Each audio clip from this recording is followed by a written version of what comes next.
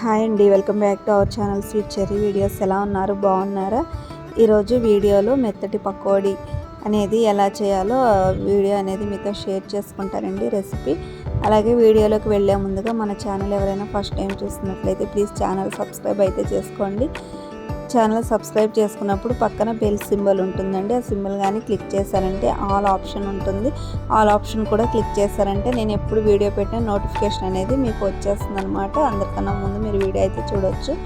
అలాగే video skip చేయకుండా చివరి వరకు చూడండి. ఈ రెసిపీ వచ్చేసి వర్షాకాలంలో వాతావరణం చల్లగా ఉన్నప్పుడు ఏదైనా వేడివేడిగా ఈవినింగ్ టైంలో స్నాక్స్ లాగా తీసుకోవాలి అనుకున్నప్పుడు మనం ఈ రెసిపీ అయితే ట్రై చేయొచ్చు అనమాట. టేస్ట్ చాలా బాగుంటుంది. దీనికోసం 1 కప్ వరకు ఆనియన్స్ సన్నగా ముక్కలు కట్ చేసుకున్నవి, ఒక 5-6 పచ్చిమిర్చి సన్నగా కట్ చేసి వేసుకోవాలి. అలాగే 4-5 రెబ్బలు కరివేపాకు కూడా సన్నగా కట్ చేసి వేసుకోవాలి. అలాగే 1 స్పూన్ వరకు జీలకర్ర, అలాగే 1/2 స్పూన్ వరకు వాము, అలాగే 1 స్పూన్ వరకు సాల్ట్ కూడా ఇక్కడ యాడ్ చేసుకున్నాము. ఇందులో మనం కారం కానీ ఎలాంటి స్పైసెస్ కానీ మనం ఇందులో యూజ్ చేయమన్నమాట.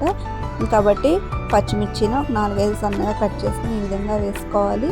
మనము ఏ కప్తో అయితే ఉల్లిపాయలు అనేవి తీసుకున్నామో అదే కప్ తోటి శనగపిండిని కూడా ఇందులో యాడ్ చేసుకోవాలి. అలాగే కలర్ కోసం 1 స్పూన్ వరకు పసుపు యాడ్ చేసుకోవాలండి. అలాగే నెక్స్ట్ ఇక్కడ గోరువెచ్చని ఆయిల్ కూడా మనం ఇక్కడ ఒక 2 టేబుల్ స్పూన్స్ వరకు యాడ్ చేసుకొని పిండిని అంతటిని కూడా మిక్స్ చేసుకోవాలన్నమాట.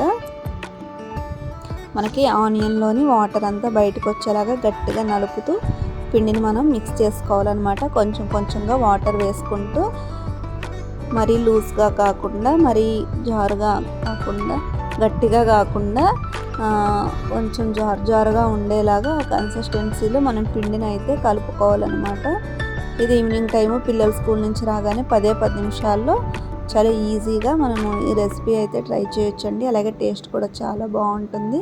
ఈ కన్సిస్టెన్సీలో పిండిని అయితే కలిపి పెట్టేసుకొని తర్వాత స్టవ్ మీద ఒక కడాయి పెట్టుకొని డీప్ ఫ్రైకి సరిపడా ఆయిల్ వేసుకొని, ఆయిల్ మరీ అంత హీట్గా ఉండకూడదండి, లైట్ హీట్లో ఉండగా కనుక మనం ఫ్రై చేసుకునే దానికి కొంచెం తక్కువ హీట్లో పెట్టుకొని ఈ విధంగా పకోడీలాగా వేసుకోవడమేనమాట.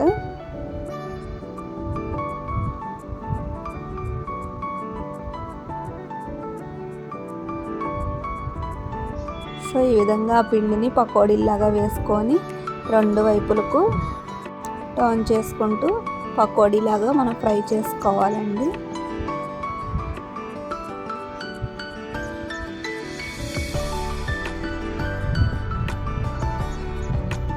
ఈ విధంగా ఫ్రై చేసుకొని వేరొక ప్లేట్లోకి తీసుకోవడమేనమాట. సో నెక్స్ట్ మిగిలిన పిండి అంతటిని కూడా ఇలానే పకోడీలాగా వేసుకోవడమే.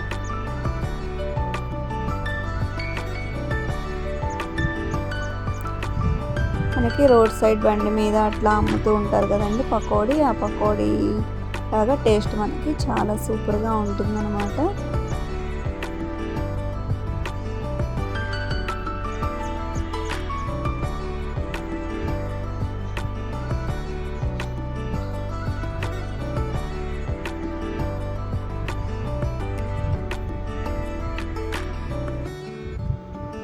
అంతా ఈ విధంగా ఫ్రై చేసుకొని అదే ఆయిల్లో మనకి ఇంకొంచెం స్పైసీ కోసం ఇంకో 4-5 పచ్చిమిర్చి అలాగే కరివేపాకును కూడా ఈ విధంగా ఫ్రై చేసుకొని ఆ మిశ్రమాన్ని కూడా ఇందులో యాడ్ చేసుకోవడమే.